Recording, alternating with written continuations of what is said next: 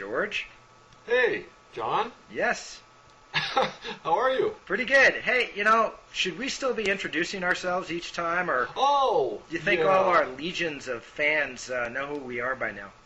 How about this? Brought to you live from the far reaches of the long tail.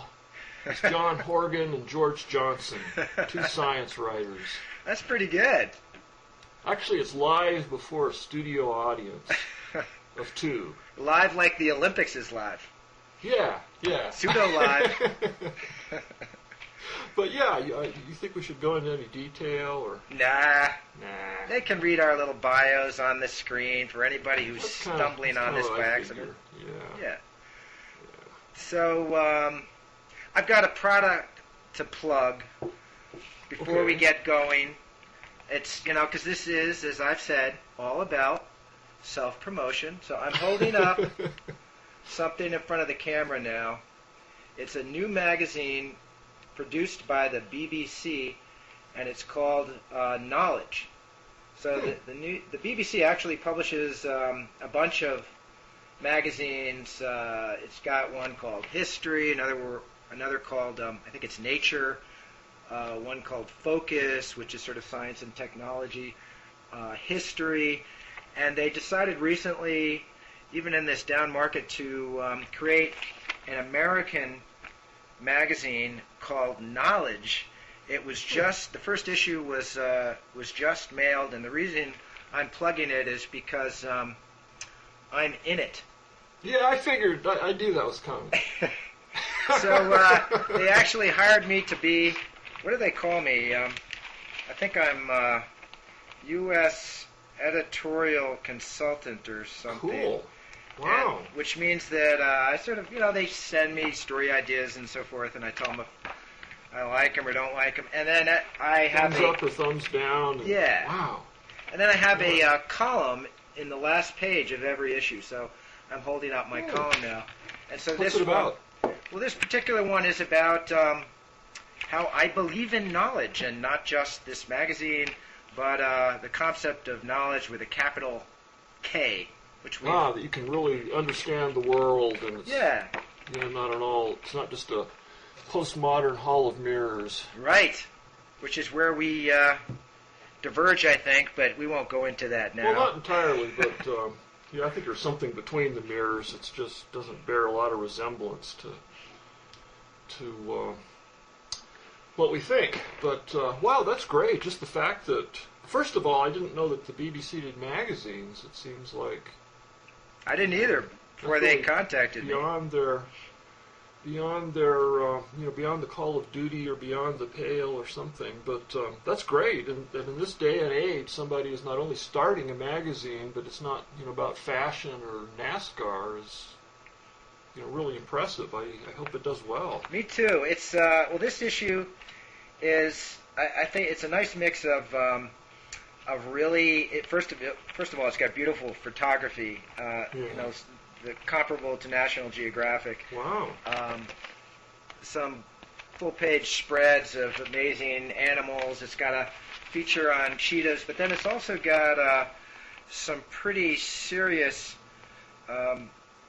reporting. For example, in this, this is a history article on the first Nuremberg trials and the very shaky legal basis for those trials, and it talks about current trials of Saddam Hussein, for example, and other so-called war criminals in light of what happened at Nuremberg, and how there are certain parallels.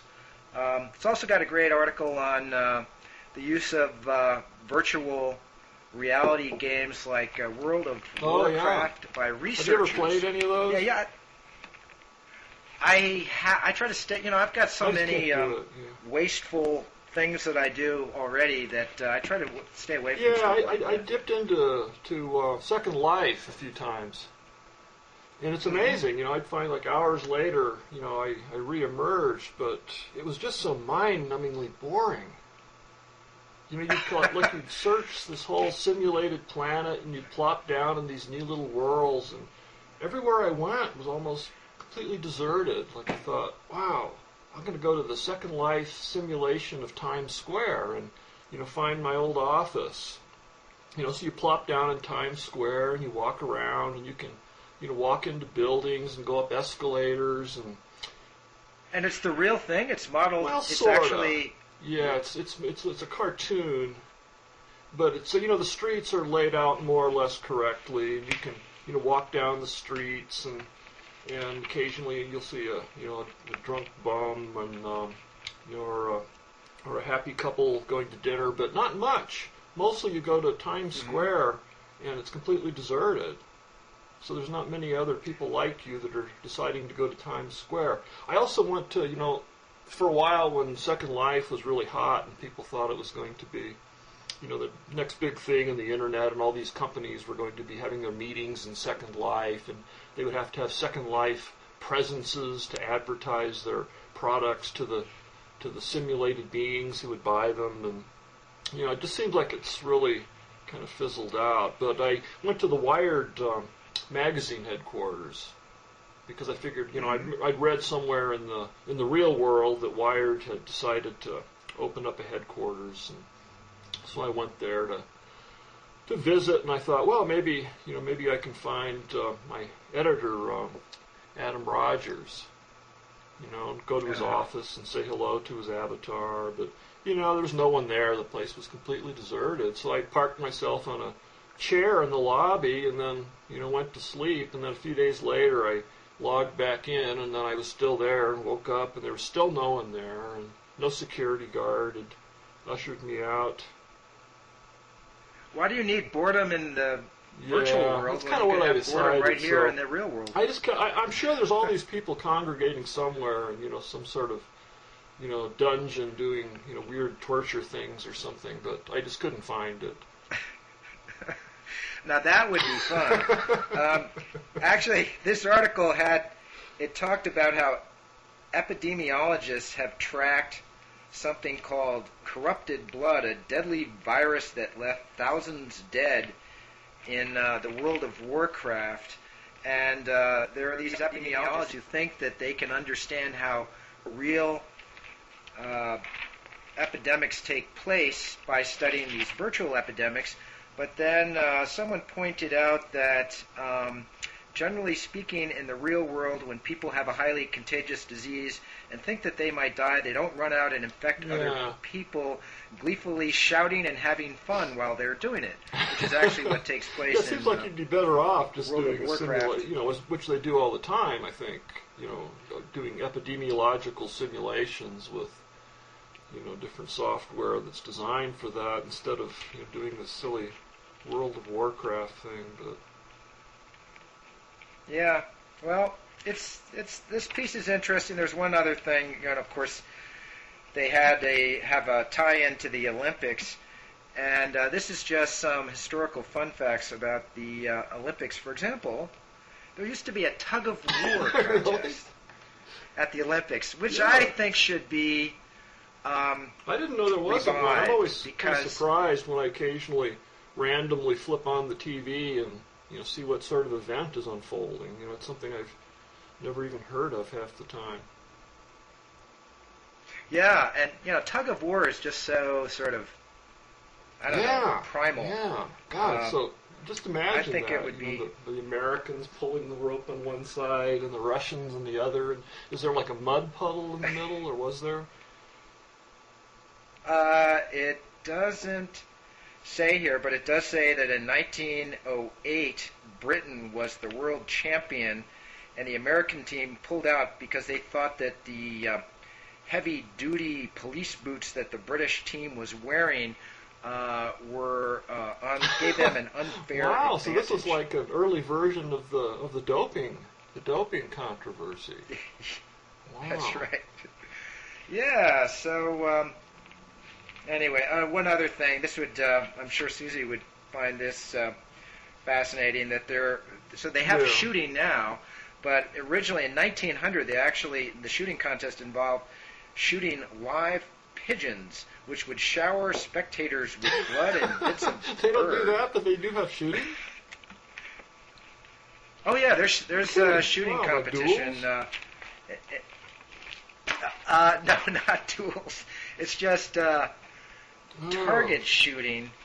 And so actually, if you want to talk about the Olympics at all, I mean, I got to admit, I've really gotten into I it. don't pay much attention to it, but You shouldn't, because I think the way to think about these things, although this way madness lies, is at the end of you're on your deathbed and you're going back over the things you've spent your life on, and are you going to be really glad that you spent, say, 40 hours watching the Olympics or whatever it might be?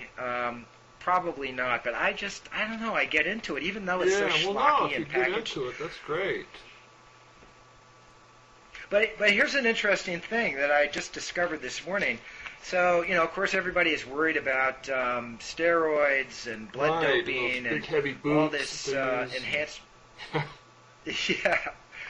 But so I started thinking about, and there was an article a couple of weeks ago about something called target panic among archers. Panic? Who, so it's a kind of performance anxiety that strikes archers right at the moment that they're releasing the arrow. Well, that's a kind of universally true metaphor for life. But anyway. Yeah. Well, so I started wondering, and this article in the Times talks about how this is a real plague among archers, and this is similar to the yips, which is a term from golf and some other sports where you're relying on very fine motor control and you suddenly completely lose it at the instant when you need it most. And this article says that target panic is so severe among archers that they don't even like to mention the term because they think it will jinx them. They try to keep it out of their minds. And so I started wondering whether they would be tempted to use beta blockers. Right, I was going to ask, because that's what musicians use, classical musicians particularly. And it's what a lot of scientists use, a lot of people use when they're giving lectures to reduce their stage fright. And so then I actually Googled the Olympics and beta blockers, and I found out that a shooter, a North Korean pistol shooter, was just thrown out of the Olympics. This week, I guess, for using a beta that's so blocker. minor. I mean, I used to take those for blood pressure.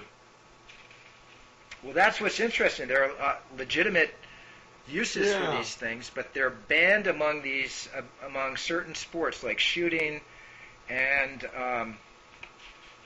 archery. The ones you would expect them to have a role in. So it's not just. Well, I guess you could say this is physiological because it's reducing tremors and racing heartbeat and so forth, but it's kind of got a cognitive dimension to it as well. Yeah, but I mean, I've tried taking an extra one once or twice when I had to go to a meeting, and talk, which I hate to do, and I couldn't tell that it made any difference, but I'm not sure about the dosages. But I don't know. I think if they're objecting to beta blockers, that's really, of course, it brings up the whole issue. There's that column by John Tierney about this, and I guess growing consensus of scientists saying that go ahead and let them use whatever kind of enhancement that they want. And I think at the end of the column, Tierney was suggesting we could even have like mutant Olympics or something where people would just, no holes barred, anything you can do medically, and I guess he was implying even surgically to win the contest. Yeah, well, I think this is probably already happening in a lot of sporting events, extreme wrestling or just put it out in the open. Called. Yeah. But actually, I find stage fright a really fascinating phenomenon. The idea that when you're doing something, that the nature of it should change so radically just because there are people watching you. I find really I think fascinating. it's very primal, don't you? It's... Well, I wonder if there is actually Susie. I was once talking to her about stage fright, and she says it does occur among animals. There are certain. Well, she knows horses well. She grew up riding horses, and she said that there have been some great horses, jumpers or show horses that get performance anxiety and just cannot do in front of a large crowd what they can normally do when they're just training. But maybe it's just maybe the distraction of all the little random noises in the audience. And, I mean, maybe the same would be true if there wasn't an audience and there was just the random, cacophony in the background. But well, I wonder.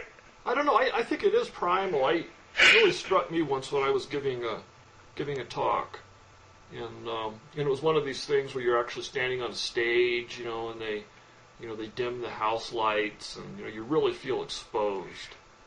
And suddenly you look out over the audience, and I would get this primal feel like I was a caveman, and I just woken up and was looking out of my cave, and there was this, enemy tribe all around for you to move so they can move in for the kill. Wow. It just lasted for like a second, and then you tell a joke, and then that's why you should always start a talk with a joke, because the audience is usually nervous in its own way, so they'll laugh usually, even if it's a really dumb joke, and then you kind of break the ice, and then your primal brain kind of shifts out of that threat gear and into some other mode. Yeah, I mean, even the empathy that audiences have with the person who's exhibiting stage fright, that's interesting in itself. Yeah. I mean, you'd think that people might feel a sense of relief that they're not up there, but instead, most people feel intensely uncomfortable. Oh, if the speaker is. When they see the speaker showing signs of stage fright, and I find that interesting. I mean, I wonder if, for example, you call it a very primal feeling. I wonder if stage fright occurs, for example, among hunter-gatherers, tribal people. I just think it goes back to that whole fear of being suddenly confronted, one against all these people, that sets off these kind of primal warfare memories, or being ambushed, and then you have to remember, you have to put back this rational superstructure where you're here because you were invited, and people think you might have something interesting to say.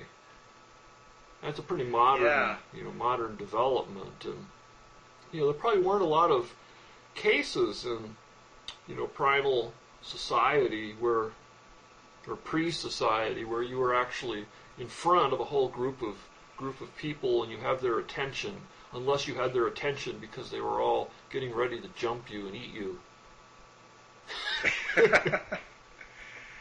Yeah, and then you certainly would have good reason to be a little anxious in that situation. I bet debating team people, like in high school and college, I bet they take beta blockers, some of them. And should that be banned? Because it's... Yeah, do you think that that's unfair? How's that different from taking steroids before doing a javelin throw? There's actually a big debate about this that played out in Nature and the Chronicle of Higher Education and some other places earlier this year, because Nature did a survey of scientists, and about 20% admitted that they had taken cognitive enhancers, including beta blockers for anxiety, but also even more Ritalin and Adderall and other stimulants to boost their intellectual performance. And so there was a debate over whether or not this was unethical in the same way that or steroids, for example, are considered unethical. It may be illegal for different reasons, athletics. But unethical. So it's like you have to withdraw your paper from Nature, and they run a correction saying that you had come to this brilliant conclusion about superstring theory while you were under the influence of brain-enhancing chemicals, and therefore you could no longer take credit for it. Of course, that would explain a lot. You think, all the... actually, I remember there was it might even be Bob Wright, who about, I think, 10 years ago or so, wrote an article. Actually, it might have been a guy named Randolph Nessy, a psychiatrist, University of Michigan, who's associated with evolutionary psychology, the same field that Bob likes so much, who suggested that the irrational exuberance of the stock market in the late 1990s might have been correlated with the surge in prescriptions for Prozac and other antidepressants. Yeah. That's really interesting because, yeah. So there's potential irrational harm. exuberance, yeah. But and the bear market comes when it wears off and people are back to their usual depressed selves. I don't know. I think that these, first of all, if these cognitive enhancers were really effective, I wouldn't see any problem with people taking them. Of course, I'm a libertarian when it comes to steroids and things like that, too, just like John Tierney. No, it doesn't bother me. I mean, I think there's a role for the government to protect people from themselves if something, gives them these short-term payoffs and it's hugely damaging mid or long-term, and then society has to pay all this money to take care of them in institutions. Mm-hmm. So I can see, it has to be regulated. But as far as what's kind of a separate question is whether it's unethical or unfair. It's just, where do you draw the line? Yeah, that seems too difficult for me, too. The debating team person taking the anti-stage fright pill, is that the same thing? Or the guy with the boots in the old tug of war? Well, that's not an actual enhancement. I mean, anyone would be free to wear boots, but then anyone would be free to get these drugs. I guess it's a matter of some people taking an unfair risk with their own health in order to win these things. But is that really unfair? Well, does that mean it's unfair for poets and artists to drink themselves silly or smoke opium? Yeah, that's a good point. Like Coleridge, Samuel Taylor Coleridge should have had to withdraw his Ozymandias poem from circulation and apologize because it was written under the influence of opium, and therefore he had all these unfair, wild fantasies. Yeah, Michael Pollan has written about the enhancement effects of marijuana. He thinks that it's a creative stimulus. Yeah. And so he wrote in one of his recent books, the one that had a whole chapter on marijuana that was really a lot of fun, and he said that he thought marijuana, it affects short-term memory, and he said that when you're looking at things on marijuana, you actually sort of forget what they are, and your usual cognitive apparatus for surrounding something in its context kind of dissipates, and you just see it in a really fresh way, and that's why you have these insights you wouldn't ordinarily have. And he said that he actually came up with this idea while he was smoking marijuana. Yeah, I don't think that, you couldn't say that invalidated it. It wouldn't even be there. I just still think, part of me thinks that there's a, all these drugs, maybe it's the sort of the former Catholic moralist in me, but that there's a downside for all these drugs. None of them are really as good as they are supposed to be. So in this article about brain enhancement that was in the Times a while back, it quotes somebody, this is from a Chronicle of Higher Education website that was covering the debate over cognitive enhancement, and it's got some guy talking about Adderall, which is similar to Ritalin. It's an amphetamine that's become very popular lately among students and also faculty. This guy says that I can take on twice the responsibility, work twice as fast, write more effectively, manage better, be more attentive, devise better and more creative strategies. Yeah. I mean, what are the bad side effects? Well, I've taken Adderall. I've got a friend who loves this stuff, and he was talking about how great it was so much that he gave me some, and I tried it, and I found that it was perfect for doing household chores. So if I was washing the dishes or I wanted to reorganize my office and refile all these loose papers and things like that, it was great, and you'd kind of whistle. But how about for mounting a sustained argument on paper? No. In my case, for writing, it was awful. It would, that's the only case where I would be interested in if it really helped you focus and you could would help write. Yeah, in my case, it wasn't good for that kind of. So for kind of mindless activity, it's perfect. Yeah. But for something that requires intellectual concentration, helps you enhance your ability to do mindless activities. Right. Adderall, available at your local pharmacy. But it's just kind of like it's like caffeine, except it lasts longer. Yeah. Although caffeine actually does help me write. Does it? Yep. Yeah. How about cigarettes? I wouldn't know. Yeah. I tried a few times just out of curiosity, and there is kind of this sudden sense of focus that you get, from that first blast of nicotine. But yeah, I just can't stand it for other reasons. Yeah.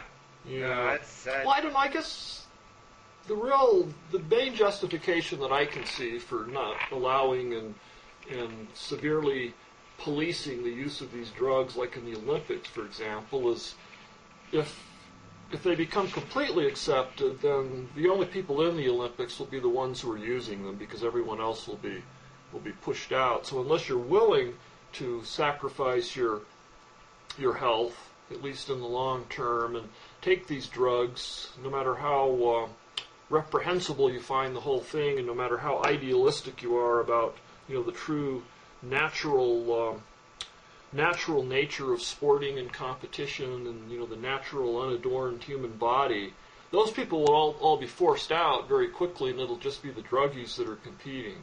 Just like in worldwide wrestling. Yeah, so the Olympics becomes like professional TV wrestling, and then it's not. So that sounds kind of sad to me. Yeah. Or if all the high school debating teams, or even the spelling bee champs, parents are probably doping their sixth graders before they go to the spelling bee, so they don't get stage fright, or maybe Adderall will help them, concentrate and remember how to spell iridescence. That's the word that I missed in the 7th grade that kept me out of the 7th grade finals. I misspelled pumpkin when I was in the 4th. Did you spell it P-U-N-K-I-N? Yes, I just come to a new school. I was in 4th grade, and my teacher picked me to be in the spelling bee. And the very first round, the word they gave me was pumpkin, and I left out the second P, and I think that was actually the beginning. Then I had to sit there through the whole thing. Oh, that's the worst. After missing, and I think that might have been the beginning of my stage fright. That was so awful. Yeah, so I did my best. Yeah. I actually would deliberately misspell words after that, so I wouldn't be picked to be in the spelling bee. That's kind of sad. Yeah, no, it is kind of sad. The next year I misspelled variety. I left out the E. Yeah. That just seems like a... I would study for these things before. I could have spelled syzygy or anti-disestablishmentarianism or supercalifragilisticexpialidocious and, all of these words, and then you stumble on variety. Ain't that Story just of life. like life? Yeah. Hey, did you see that they discovered Bigfoot for a while? And that was a great story. Yeah, I Total saw... fraud. Oh, bummer.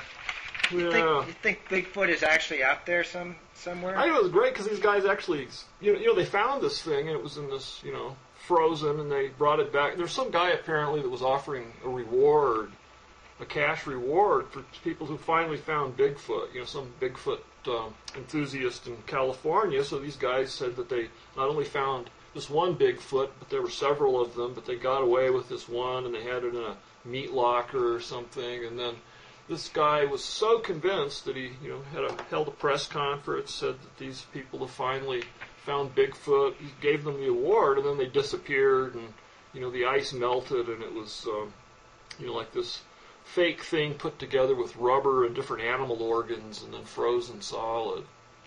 So the hoaxers have absconded with the loot. That's sort of depressing. Did you ever, I don't know, it never occurs to me for a moment that Bigfoot is real. I just can't believe that anyone takes that seriously.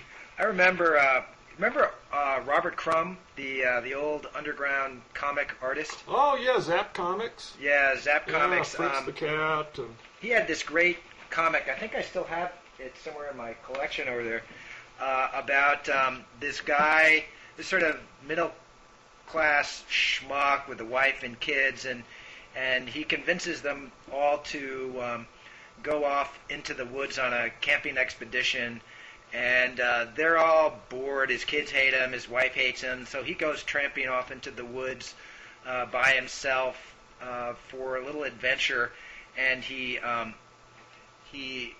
stumbles upon a female Bigfoot, and and it's love at first sight. And really? So then they have this passionate romance, and he forgets about his wife and kids. He just goes deep into the woods with his Yeti sweetheart, and they have this wonderful life. And then they're captured by hunters who bash her head in and knock him out, and brought back to civilization. And all these scientists are studying her, and it's really horrible. And he feels awful. And then she escapes from the lab, and then she grabs him and puts him under her arm because she's this huge strapping thing. And it's a classic Robert Crumb fantasy. He always loved females with gigantic breasts and rear ends. And then she goes running through, I think it's supposed to be Los Angeles or something, stomping on the tops of cars, escaping from Los Angeles with her human honey. Like Godzilla in Tokyo. Yeah. And then they make it back to the woods and continue their idyllic, sex-filled existence. Wow. Great. Now are Yeti and Bigfoot, are they considered the same I think phenomenon? So. Yeti, Bigfoot, Sasquatch. Yeah, that's all the same. Yeah, and what's interesting about it is that it's a myth that it's one of these sort of convergent. Is that what it is? It's sort of independent cultural developments like convergent around evolution. The world. Yeah, so where Bigfoot, it arises independently and so it's found in many different cultures. Certain primal obsessions. But I think I agree with you that maybe there would have been Bigfoot out there, but he's been eliminated by rampant suburban development. Yeah, right. Yeah, just like the birds and all kinds of animals, except apparently for deer. Right. Right. All right. So what else? Yeah. Anything else strike you? Actually, recently sort of on a serious note, one thing that the last time we spoke, I think it was on the day that the FBI announced that thought that this guy Ivins, who worked at Fort Detrick, the biological warfare laboratory, had been the person who these anthrax attacks in 2001, just after 9/11, and then came his suicide, and we'll probably never know. And so that story has been breaking for. I mean, it's still breaking. So I guess the FBI. Yeah, and then Nicholas Wade had just a terrific piece this week, delineating just this incredibly complex science by which they, traced the anthrax to the particular vial in this guy's office. Yeah, and so that science seems to be very persuasive. That the anthrax in these letters was in fact from this one vial that had been at Fort Detrick and that Ivins had access to, but I guess about 100 other people had access to it as well, and there's still some experts. Well, yeah, apparently the scientists involved all say, we have no doubt that it traced to that vial because it was something like, 3 different mutations, and they were actually able to come up with a way of finding the signature and filtering it out and, showing that, this was the only place it could have come from. Sort of like when they use mitochondria to trace the origin of us all. It's just impressive that they could do that. But of course, it also raises questions, about how reliable this can be when you think of some of the, ambiguities of DNA evidence and a much cruder, presumably but more established technology. Yeah, and what was remarkable to me was that they, so this scientific case based on this form of genetic fingerprinting really seems to have been made very persuasively, but there are still real questions about whether Ivans was the one who carried out these attacks. There's not a smoking gun in that case. Well, they haven't really released. Apparently, there was a lot of circumstantial evidence as far as where he was when different letters were mailed at different mailboxes and things like this. And I guess some of that's come out, but and that he was somebody with a lot of anger but and I hope seemed they have to be more than that. sort of borderline. Yeah. But what I found interesting about it was that I used to cover biological warfare in the 1980s. You're a and early biological 90s. war correspondent? Well, were you ever embedded? Yeah, for Scientific American. So I have been to Fort Detrick and interviewed people there, and I've also been to the Dugway Proving Grounds. So Fort Detrick has these laboratories doing this very sophisticated work in studying potential biological weapons, agents, and coming up with countermeasures, including vaccines and sensors and so forth. And then there's this other place called Dugway Proving Grounds out in Utah where they have done open-air testing. It's this great sort of patch of desert where they, over the years, have done open-air testing of biological warfare agents and chemical warfare agents. And that's had a very troubled history because they had a chemical weapons test that ended up killing, I think it was more than 1,000 sheep back in... Why is it always sheep? Yeah, sheep, not people.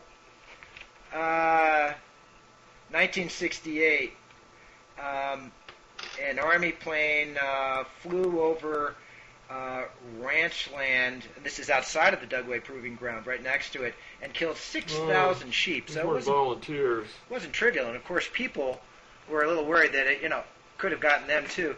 But the U.S. biological warfare program, the history is really extraordinary. I mean, during the Cold War, actually during World War II, we started a very extensive program. Both Truman and Churchill contemplating using biological weapons against the Nazis. The Japanese had an extensive program in biological weapons. What I found interesting about this recent incident, the anthrax attacks in 2001, is that it almost certainly was carried out by somebody in the program itself. And so you could think of it as a case of sort of friendly fire. The people who are supposed to be protecting us actually they're developing all of these pose a threat to us. Refined skills in developing these toxins and these bacteria. Right. And so are we really safer because of this work? And so let me tell you about an incident that there used to be all these tests in the 50s and 60s in which the military was trying to determine the vulnerability of U.S. cities, populated centers to biological warfare attacks. In 1950, for example, there would be these guys who would walk around with canisters filled with, these were supposedly harmless bacteria. They were called simulants, and they would spray them into gratings in the New York subway system. This happened right through the late 1960s, and they would spray so much stuff down through the gratings that there would be people sort of in irritation brushing the shit off their shoulders. And then they would monitor it down inside the below. tunnels just to see how it spread? Yeah. Oh. Exactly. And so there was a case in 1950, there were a bunch of minesweepers that went into the harbor of San Francisco and spewed clouds of these supposedly harmless bacteria over the city. And the bacteria they used was called Serratia marcescens. I think I'm probably pronouncing that wrong. But it turned out that this bacteria is opportunistic and attacks people whose immune systems have been weakened, and so it caused a mini epidemic in the city, and one person even died of it. And it was so unusual that it was reported on in the Archives of Internal Medicine by a couple of doctors, and it was more than 20 years later that it came out that this epidemic, this little cluster of these rare infections, had been caused by a military test against U.S. civilians. It wasn't intended to be against them. No, but it's it's sort of a case of been attacked and friendly fire. Vaccine as a result of this. Everyone would be thanking them. No, I know. Yeah, I don't know. Yeah. My attitude is that biological weapons are, first of all, they're a lousy military weapon. They're much better for terrorists or for economic warfare. If you want to infect crops or livestock, and there's a lot of evidence that that's been done by many nations over the last 40, 50 years. And I think that what the U.S. should do is show more moral leadership and renounce these weapons once and for all. I mean, it did that officially in 1969. So you think that biological weapons should be banned, but drugs should be allowed in the Olympics? I mean, it seems like there's some kind of interesting skewed parallel here. I don't know. Reach, but it's not fair when you're having warfare. War is like a sporting contest, and it should just be out there mano a mano. And if you're using any kind of enhancements like biological warfare, no, that doesn't work, because then you have guns. You have to rule out. The reason we've never mind. We actually had, during the Cold War, we had plans for when we only had atomic weapons. We thought that those wouldn't be enough to really inflict enough damage, as crazy as that might seem. And so we developed the Strategic Air Command had these scenarios in which they would drop the atomic bomb on the middle of a city, let's say Moscow, and then they would drop anthrax or other biological warfare agents around the perimeter of the city. So as people fled the atomic attack, then they would hit the ring of anthrax, and the survivors would be wiped out by that. But then the development of thermonuclear bombs, which could basically destroy anything within a 20-mile radius, made them realize that the anthrax was kind of gilding the lily. They didn't really need that sort of enhancement. Wow. I just have to mention one. The whole history is so crazy. Well, there is a good book, a wonderful book called A Higher Form of Killing that came out originally in the 80s. It has a lot of this wonderful material on the history of this stuff. At Fort Detrick, they used to have this gigantic factory where they bred mosquitoes that carried especially virulent strains of malaria and yellow fever, and they created cluster bombs that could deliver the mosquitoes. And so I never found out if it would be mosquito larvae or actually the mosquitoes that would be in these cluster bombs. But the technology was quite advanced and weird. And just warfare is just such a bizarre phenomenon. We touch on this every once in a while, and your interest in the possibility of the end of war, but it seems like all of this stuff could be brought together into a really good book. The End of War by John Horgan. One of these days. Really? Seriously, I'd read it. Buy it. Thank you. Well, I'm plugging away.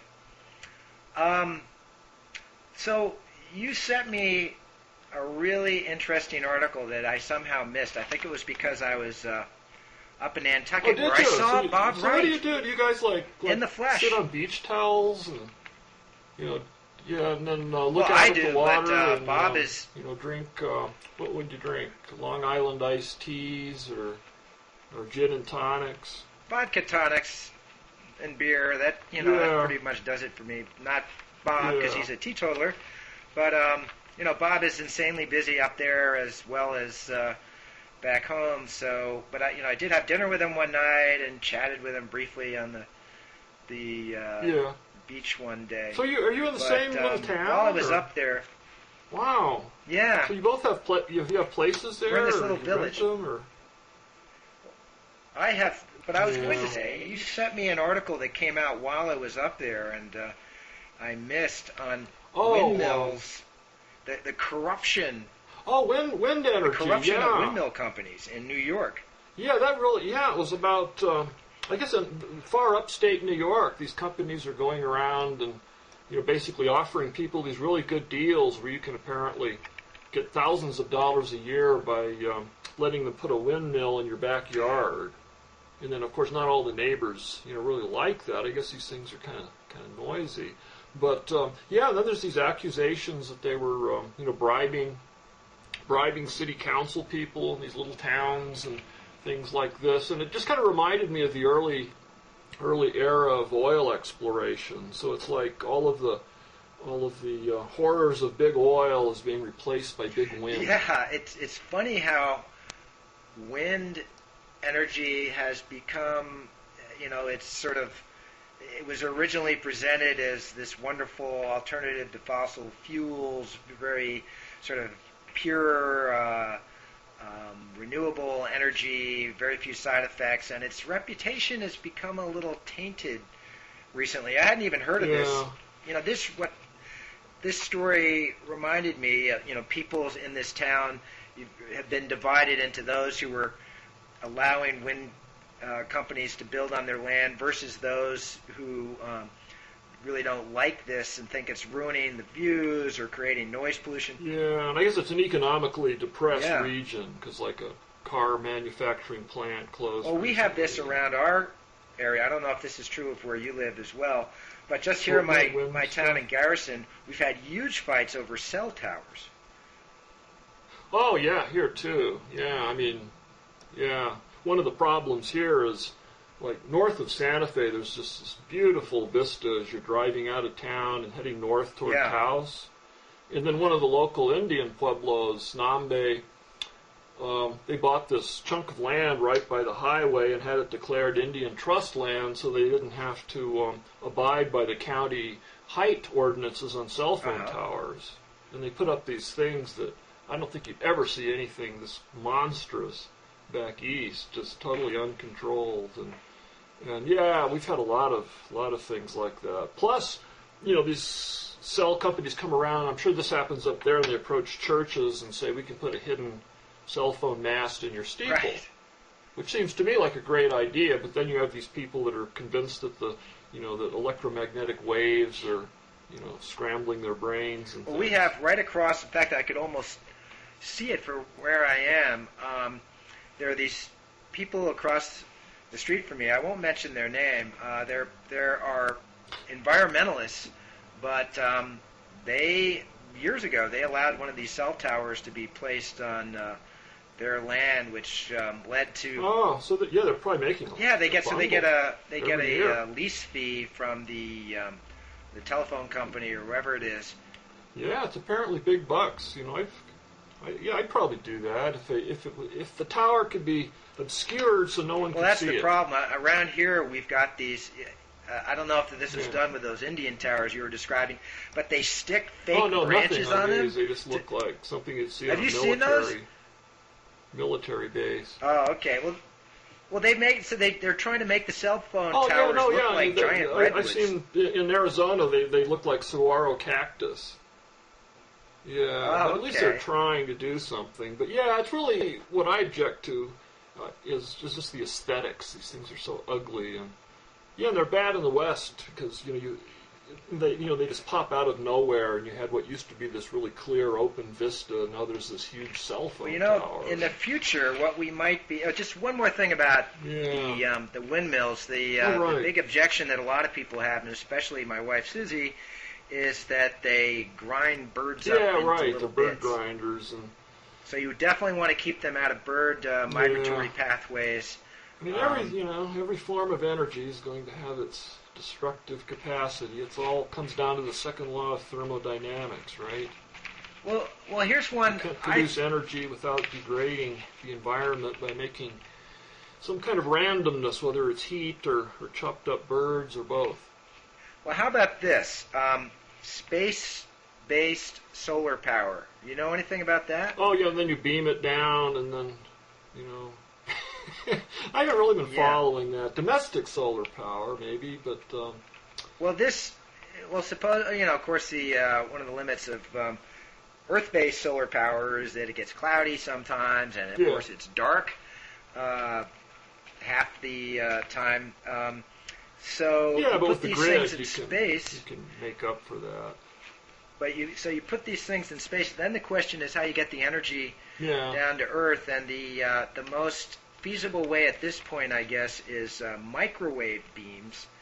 But you need these huge antennas in space, and an even bigger one on the ground. So in space, you need something that's at least a kilometer wide to beam the energy efficiently, and then they've got to be many kilometers wide on Earth. So I could imagine some of these same wars breaking out over the sighting of these antenna receivers. Sure, and then if you're and then you can just aim your orbiting solar energy plant. You can aim the beam at the enemy, and then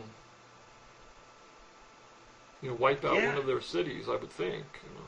Well, and I was just reading up on this in Wikipedia, and I have a feeling that the article was written by a proponent of space-based solar power, and it insisted that it's not biologically dangerous, or dangerous to planes and so forth. So you can have these beams, and the microwaves are structured in such a way that, or the power is low enough, even though it's the beam is overall is delivering a lot of power in any particular volume, it's fairly weak, and so it's not going to fry birds or planes with people and so forth. That's what they say. Yeah.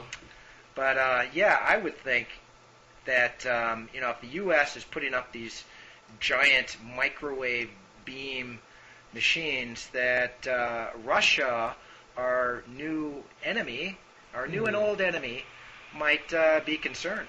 Yeah. I don't know. It's just, I think it's good to have as many different sources as you can. They should have wind farms, and they should have solar farms, and limited amount of nuclear, and do everything they can to have the least amount possible of coal and oil and fossil fuels.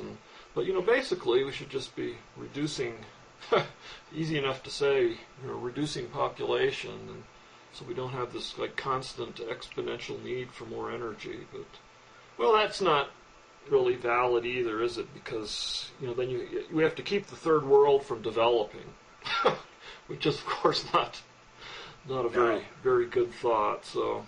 Well, there's no way we're going to keep China from developing. No, you could freeze population as it is now and probably even reduce it by a significant amount through attrition, and then still getting all the people up to the ridiculous standard of living that we have in the United States would still cause exponential increases in energy, I suppose.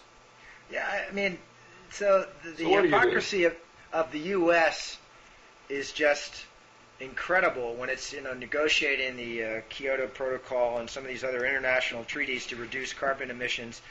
The U.S. says, well, why should we restrict our emissions any more than some of these other countries? And we claim that the treaties are unfair, and but we're using so much more per capita than anyone else. So about 4 times, I think.